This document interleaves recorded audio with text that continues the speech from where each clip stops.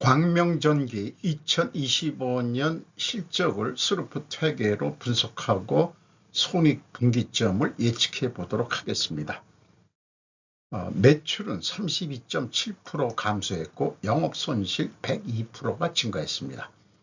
가공비 배부 재고자산 회전율은 8.4회전으로 떨어졌고 PBR은 6.48로 계산이 됩니다. 재고자산 및 자본 분식회계 의구심이라고 표현했는데 이미 회계법인에 의해서 감사 의견 거절로 나왔습니다. 구독, 좋아요 부탁드립니다. 풍전동화 광명전기 기습적 회생 신청, 경영권 방어 악용 의혹, 넘버스 박민규 블로터 5월 11일 09시입니다. 광명전기 회생 절차 개시 신청은 채무를 상환할 여력이 없다는 표면적인 이유와 달리 실질적으로 현 이사회의 체제 지속과 자리 보존을 위한 꼼수란 지적이 제기되고 있다는 게 핵심인 내용입니다. 그래서 최대주주 즉각 이의 신청 결정. 근데 최대주주가 바뀌었어요. 기존 경영진 재신임하는 회생법 취지와 달리 악용. 자구 노력 없이 회생 신청 올인. 회생 신청 위에 일부러 재원 탕진했나. 이렇게 해가지고 유동성 부족한 상태에서도 PNC테크 등 특수관계자는 물론 협력사들에게도 대금을 조기에 지급했다. 이런 것도 기자는 밝히고 있고요. 어떻게 조사했는지 모르지만은 그리고 이 회장이라고 이재광 회장이 대표로 되어 있는데 우호 세력 포함해서 약 50%인 ENS 일렉트릭도 광명전기로부터 대금을 상당 수준 지급받은 것으로 관측돼서다. 이렇게 얘기를 하고 있습니다. 한편 회생 신청의 배경과 여러 의혹에 대해서 각자 대표에게 입장을 물었지만 회신이 없었다. 이렇게 또 표현하고 있습니다. 공시 내용을 그래서 제가 정리해봤습니다. 점령군에게 경영권 빼앗기지 않으려는 꼼수 이렇게 제목으로 했는데 이게 날짜별로 좀 정리를 해봤어요. 시간이 좀 오래 걸렸습니다. 최대주주 변경이 4월 17일자로 있었습니다. PNS테크가 전 최대주주인데 최대주주의 지분율은 23.66%인데 새로 들어온 점령군은 HK홀딩스로서 전 지분율을 장외 매매를 통해 가지고 경영권을 확보했습니다.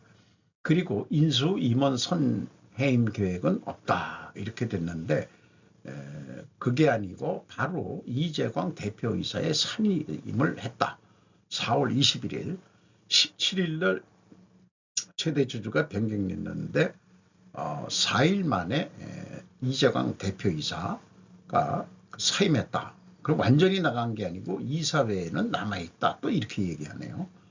광명전기 주권 상장 폐지 관련 이의신청서 제출 4월 22일에 2025년도 사업연도 감사인의 감사보고서상 감사의견 거절 사유로 인한 상장 폐지 기준 해당 사실과 관련하여 동사는 4월 22일 상장 폐지에 대한 이의신청서를 제출을 했다. 이렇게 얘기를 하고 있고요.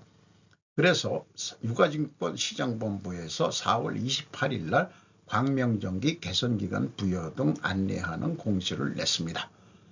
거기에 이 감사인의 감사 의견 거절임을 공시했다는 것으로 이유해서 개선 기간을 그래도 좀 부여를 한다. 이렇게 했는데 감사 법인은 삼독회계 법인입니다.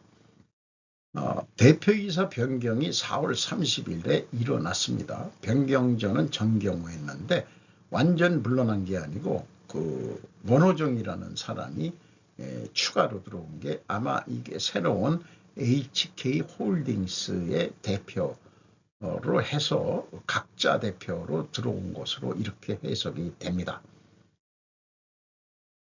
그래서 4월 30일 이사회 결정에 따라 2026년 4월 30일 수월 회생법원의 회생 절차 개시 및 보전 처분 및 포괄적 금지 명령 신청서를 접수하였다.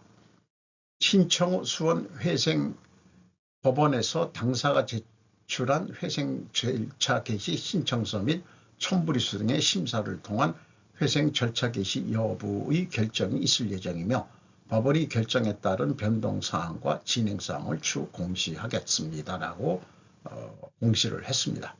상기 신청일자는 법무법인으로부터 접수 확인증을 수령한 겁니다. 이런 거는 다 법무사를 통해서, 저도 법무사를 통해서 주식회사 등기나 그 다음에 주식회사 주식회사 그 폐지는 남아있는 사람들한테 뜻이 안 맞아서 저도 물러나는 경우가 있습니다만은 주소는 본사가 안산시 단원구 목내로 160로 목내동 홈페이지 주소에 들어가서 이 안산공장 사진을 좀 가져왔고요. 또 이것은 나주공장 사진인데 이게 어떻게 똑같이 이렇게 집어넣는지 몰라요. 그러니까 홈페이지 자체도 이렇게 똑같이 질 수 있나요? 그거 아닌 것 같습니다. 그러니까 요게 안산공장을 제가 잘못 놓네요. 죄송합니다.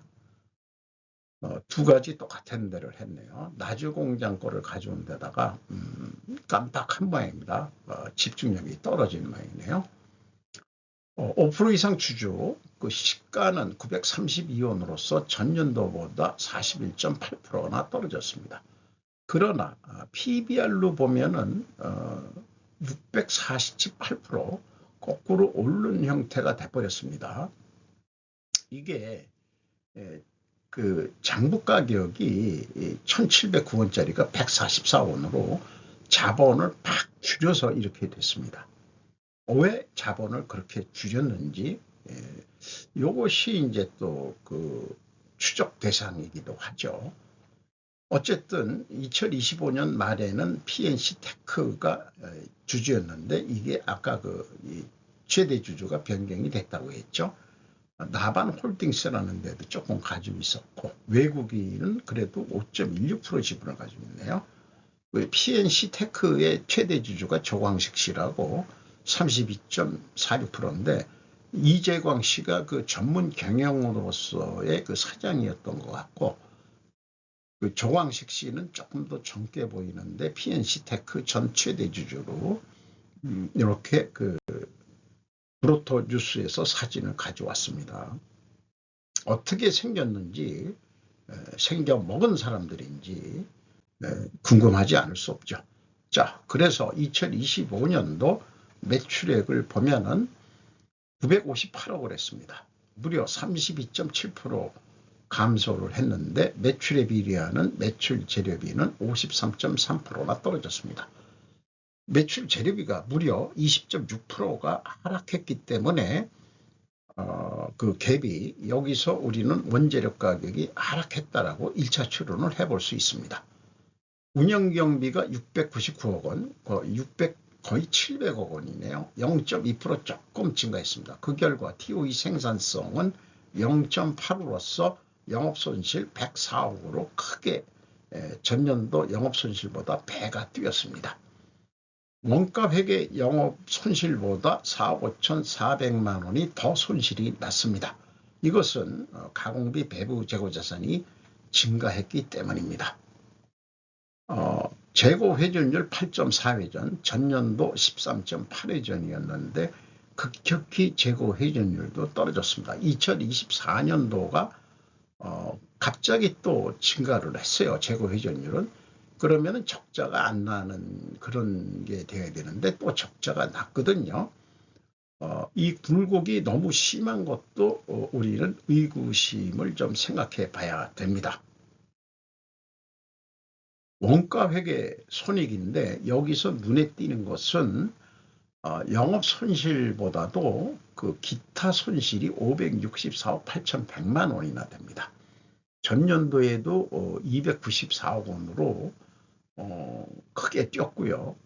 크게 뛴 게 아니고 많이 났었고, 그러니까 2023년에 비해서는 영업 손실이 2024년도에 435억 원이 났고 2025년도에는 270억 원이 또 증가를 해버렸습니다. 손실액이. 이것이 도대체 무엇이냐? 그것이 더 궁금해지는 대목이죠. 그래서 추적을 좀 해봤는데 영업적자 연속 속에 25년 투자부동산이 50억 증가했고 기타 유동금융부채 및 유동성 장기부채가 429억 갑자기 증가했다. 자, 부채의 증가는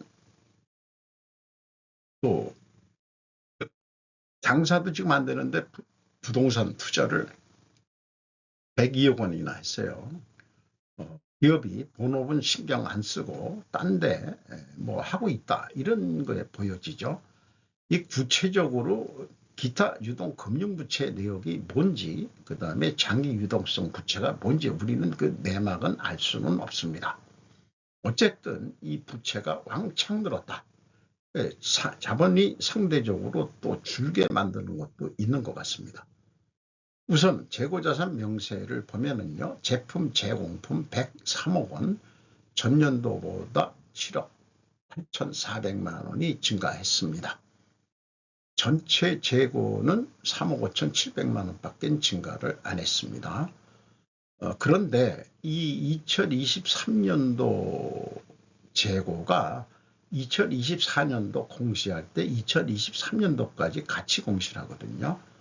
그때 금액은 188억 원인데 2023년도에 재고자산 명세를 보면은 176억 원입니다.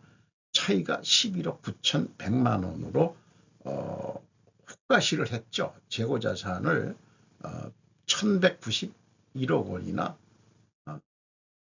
아니죠.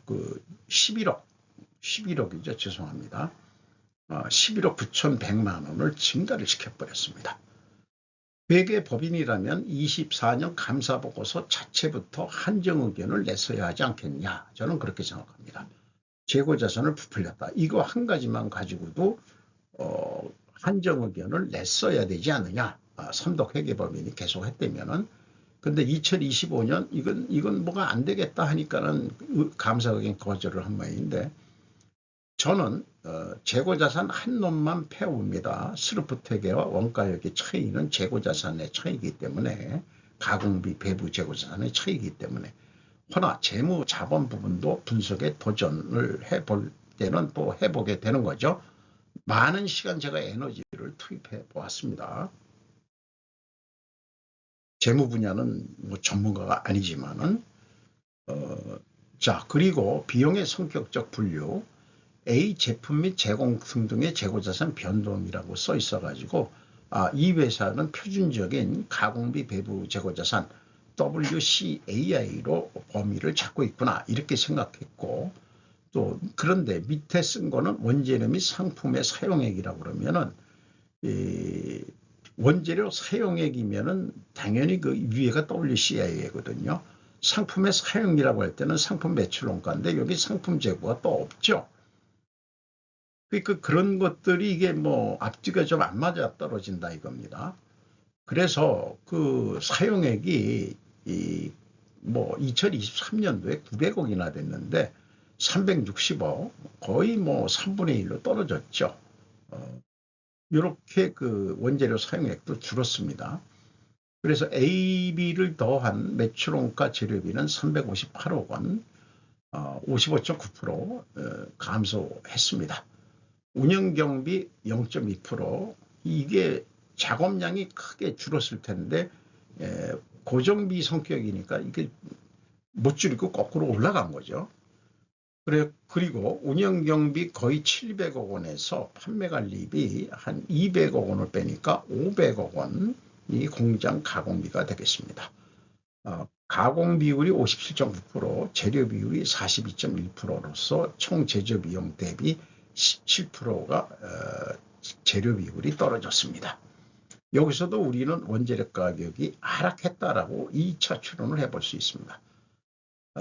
구두로 말씀드린 대로 A 재고자산의 변동이 실제 전체 재고자산이다. 따라서 원재료의 사용액 수치를 신뢰할 수가 없습니다. 재고자산의 증감 내역을 비교해 보면은 BWC의 증감액, 원재료의 증감액을 가감하면은 일치하는데 2023년은 1,500만 원 차이가 있습니다. 이것 2023년 부정확합니다. PQ 총 제조 비용 차이도 1단계 차이하고 동일한 금액으로 차이가 나고요. 3단계 현금 흐름표 기준 전체 재고자산의 증감액 2025년도는 좋습니다. 그런데 아까 2024년도 재고자산 불식회계를 했다고 의구심이 있죠. 자, 현금식으로 읽어보겠습니다. 현금이 65억 원 들어왔으면 그만큼 재고가 감소해야 되는데 84억 원 더 크게 감소해요. 19억 원이 재고가 어디가 없어졌습니다. 그런데 아까 그 부풀린 재고 있죠? 그게 11억 9,100만 원입니다. 그러니까 7억 원의 재고는 어디다가 직원들이 팔아먹었냐? 라고 제가 물어볼 수밖에 없습니다.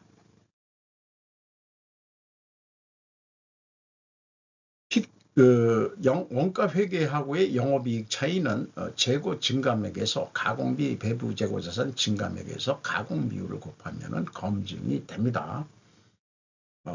2025년도는 큰 차이가 없지만은 2024년도는 36억 원의 큰 차이가 있습니다. 주요 운영 경비입니다. 인건비가 103억 7,600만 원, 27.1%가 감소했습니다. 직원 수는 근데 변동이 없어요.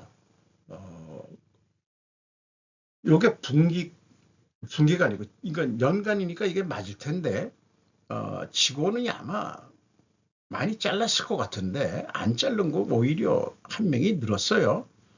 그 평균 임금이 7천만 원이었는데 거의 2천만 원이 깎였어도 직원들은 묵묵히 일을 하고 있다는 건지 이게 이 직원 수의 통계도 믿기가 좀 어렵네요. 이렇게 나올 리가 없습니다. 2천만 원이나 깎이고서 그냥 일하는 직원들이 있을까? 매우 의심스럽습니다.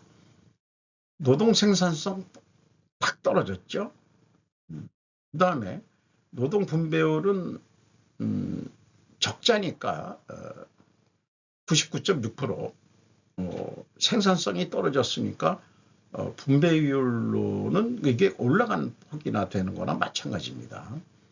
이게 그 역비례 상황으로 나타나는 것 같아요.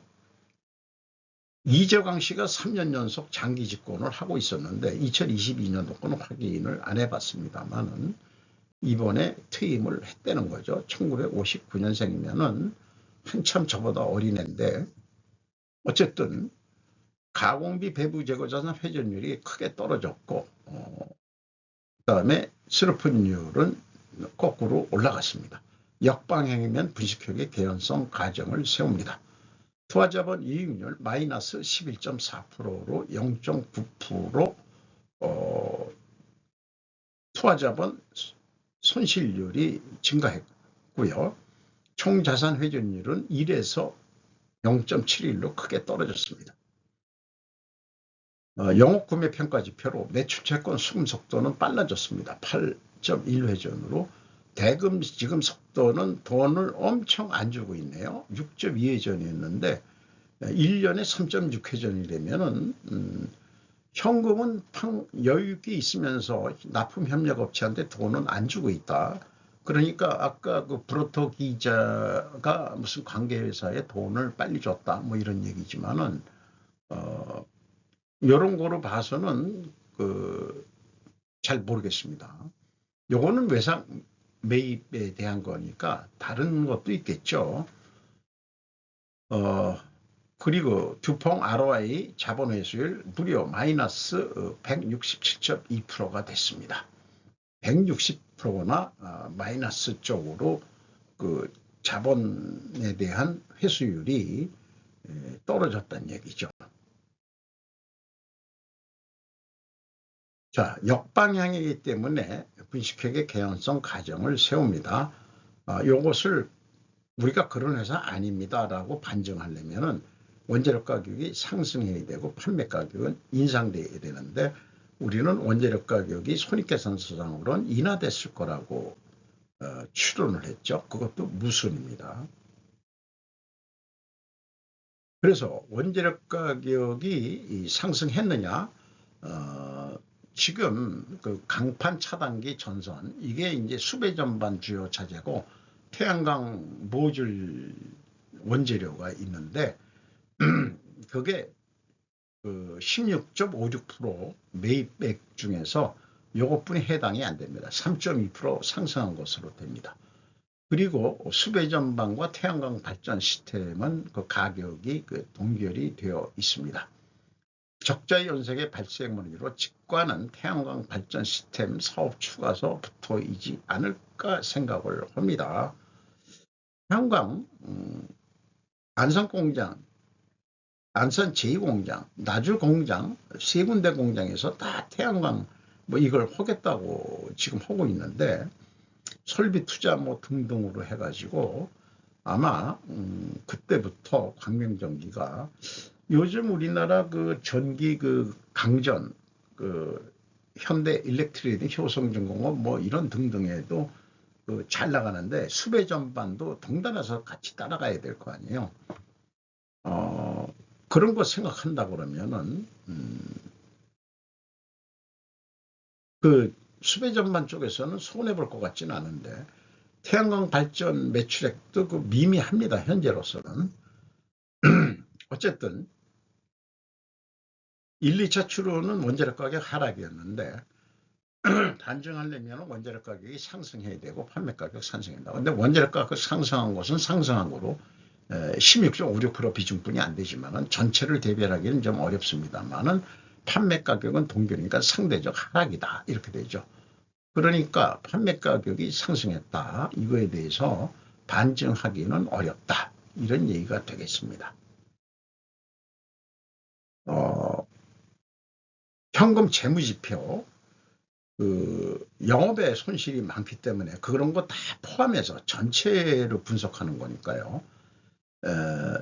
당기순 손실이 681억인데 EAT 세후 현금 순이익으로는 39억 5,100만 원 돈을 벌었습니다.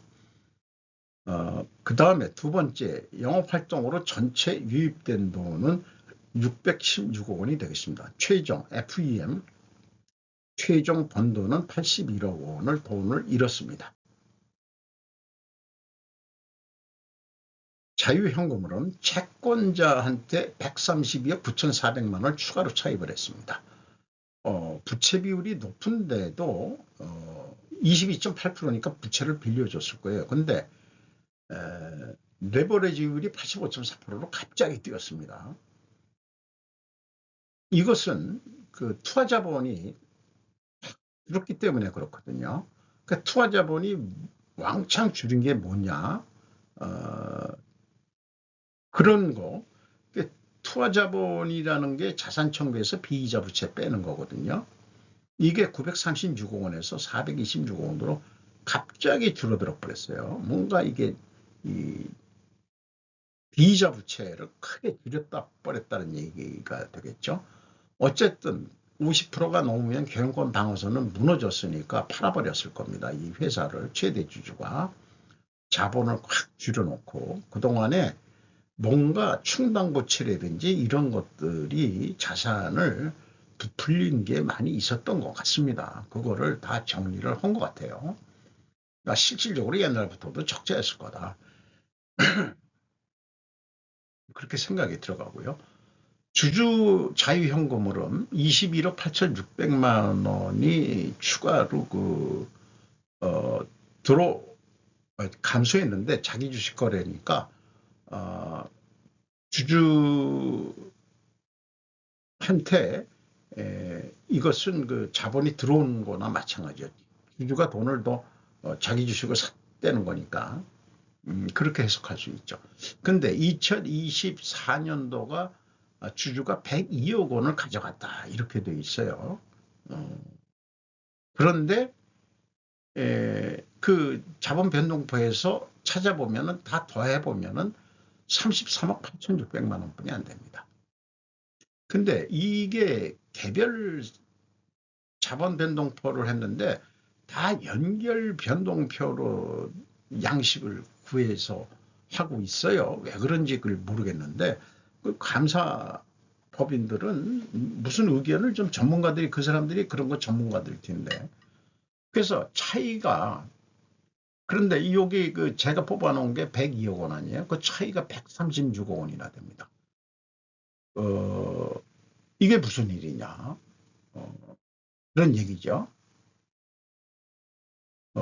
주주들이 이 136억을 더 가져갔다는 얘기예요. 그래서 이 FCFE 주주 자유현금 흐름도 자본 변동표에 의해서 꼭 확인해 볼 필요가 있겠다. 저는 거의 대부분 맞기 때문에 일반 회사들은 그렇게 신경 안 쓰고 하는데 이렇게 136억까지 차이가 난 거는 이거 진짜 그 가뭄에 콩나듯이 대부분 그 계산 오류인데 의도적인 계산 오류일 것 같아요. 이 자본 변동표를 100만 원 단위로 제가 다시 작성을 해가지고 검산을 해보는 겁니다. 이 세로 검산. 그래서 쭉 여기 거를 제가 실제 검산해 보니까 722억 원이 아니고 858억 원이 나와요. 그 차이가 136억 원 딱 나옵니다. 제가 앞에 그 차이를 찾아낸 거 똑같죠? 그러면 뭐가 잘못됐느냐? 그러면 50억 9천만 원이 잘못된 것 같은데, 예. 그래서 이것을 그 가로 검산을 해봅니다. 그러면은 요거는 맞아요. 요거는 맞는데, 에, 이게 요게 맞는 게 아니고 이게 틀리죠. 한 마이너스 8,400 얼마가 돼야 되지 않습니까? 그런데 플러스 50억 9천만 원으로 해놨어요. 그러니까 이거를 정sak 계산하면 85억 1천만 원이거든요. 마이너스. 그런데 이걸 50억 9천만 원으로 해버리니까 연결 대상 범위를 변경했다. 이거 뭘 어떻게 계산? 그래서 가로로 계산한 그 차이액을 요거를 또 두 개를 더하면은 136억 원을 찾아낼 수 있습니다. 그러니까 연결 대상 범위 변동이라는 거에 뭔가 의도적으로 장난질을 했다. 이렇게 볼 수 있겠습니다. 그런데 자본 총계를 136억 원을 줄인 목적이 무엇인지, 그러니까 부채 비율이 지금 높으니까 우리 회생 신청합니다. 이럴라고 얘네들이 이렇게 한 건가? 그런 생각도 나게 되네요. 어쨌든 손익분기점을 마이너스 100 하면 손익분기점인데 이익을 조금 더 내고 해서 마이너스 110% 새로운 점령군이 이익을 내야 되니까, 그리고 운영경비도 또 좀 지금 있는 애들도 좀 자르라고 이래가지고 잘라가지고 그러면은 얼마를 판매해야 되느냐? 1,030억 원을 해야 됩니다. 또 매출 재료비도 7.5% 더 해가지고 1 더하기 그거를 매출 재료비율로 나누면은 1,030억 원이 나오게 됩니다. 이렇게 되면은 손익분기점은 신점령분 경영진이 할 수 있다. 그런데 더 욕심을 내자. 재고가 너무 많다. 어떻게 해서든지 줄여라. 부회전을 해라. 그러면은 매출이 1,100억 원까지 올라가 가지고 운영경비는 4.6%가 증가하더라도 영업이익은 29억 6천만 원까지 올릴 수 있다. 원가 회계는 생산도 7.5% 더 한다고 보고요. 더 매출을 해야 되니까. 그런데 재고가 10% 감소했을 때하고 10% 증가했을 때 매출 원가 차이가 이런 걸 다 생각을 고려해야 되죠. 재고가 감소했을 때는 매출 원가가 증가해 버립니다. 총 제조 비용보다. 증가할 때는 매출 원가가 내려가고요. 이게 잘못된 세계죠. 원가 세계가. 그런데 두 가지를 이거를 납품단가라고 하나 보죠. 태양광 무슨 패널 가격이라고 합시다. 재료비가 4만 원, 가공비가 4만 7천 원으로 조금씩 올리고 판매 관리비도 2만 원 올리고 그리고 마진 1,000원을 보는 거 우리 얼마 안 넣습니다 하고서 그래서 견적을 10만 8천 원 내는데 제가 구매 담당이라면은 뭐 스르프 관점으로 그건 내가 인정하겠는데 그러니까 10만 3천 원 하세요. 그렇게 납품을 해라. 그러면은 원가 회계상으로는 2,700원 적자를 못 벗어납니다. 스르프는 벗어나지만. 그래서 매출을 7.6% 더 해가지고 한다 하더라도 적자를 못 면하는 것으로 나옵니다. 그래서 스루풋에 비해서 이 손익분기점으로 하더라도 이 원가 회계는 재고를 10% 증가해서는 안 되고 더 증가를 시켜야 된다는 논리가 나오죠. 10만 3천 원에 판다면 더 받아야 되는데 못 받으니까 스루풋상으로는 충분히 남는 장사입니다. 추가 장사를 하더라도 적자를 못 면하는 거. 이런 잘못된 세계에서 우리가 계속 살아야 되거든요. 그럴 경우 매출이 더 안 늘어난다고 봤을 때 이 생산을 10% 감소하면은 매출 원가가 총지주병이 내려가니까 매출 원가가 근본적으로 내려가게 되어 있습니다. 그럼 한 5,793원 더 벌게 되어 있어요. 그런데 생산을 증가해버리면 또 손해가 늘어나게 되어 있습니다. 그리고 절대 덤핑은 하지 말라. 자, 다음 자료들은 템플릿 자료로 과잉 생산에 덤핑하지 말라는 메시지, 원가액에 필요 없다는 메시지, 정보 시스템하고 비유한 봄과 라우팅의 비유, 재고 회전율 올려라는 메시지, 저의 그 제약이론 편집증 환자로서의 정신세계, 그 다음에 저의 제가 쓴 책 이름이고요. 그리고 원가 회계를 쓰레기통에 버리자고 로스차일드 여사가 주창해 주기를 바라는 글이고요. 오늘도 좋은 하루 되시기 바랍니다. 굿바이.